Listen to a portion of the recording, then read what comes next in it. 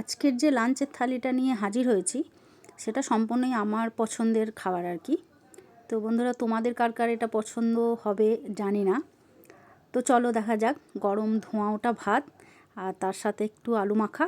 এই আলুটা আমি একটু পেঁয়াজ ভাজা দিয়ে মেখেছি, কারণ এই আলু মাখাটা খেতে আমার খুব ভালো লাগে। আর তার সাথে হচ্ছে গরম গরম বেগুন ভাজা, কারণ বেগুন ভাজাটা আমাদের খুব কমই খাওয়া হয়, দেখেছে তো, কারণ আমি বেগুন ভাজাটা খুব কমই করি। আজকে মনে হলো গরম ভাতের সাথে খেতে। আর তার সাথে করেছি লাউ দিয়ে একটু মুসুর মানে মুগ আর মুসুর ডাল মিশিয়ে, দুটো ডালকে মিশিয়ে লাউ দিয়ে বানিয়েছি। তো এটাই। আর তার সাথে হচ্ছে একটু কুমড়ো ছেঁচকি করেছিলাম।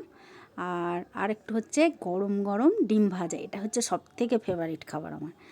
আর শেষ পাতে তো আছে দই, মানে এটা আমি গ্রীষ্মকালে একটু বাড়িতেই বসাই, আমাদের গ্রীষ্মভর আর কি একটু দই খাওয়া হয়। আর তার সাথে হচ্ছে শশা।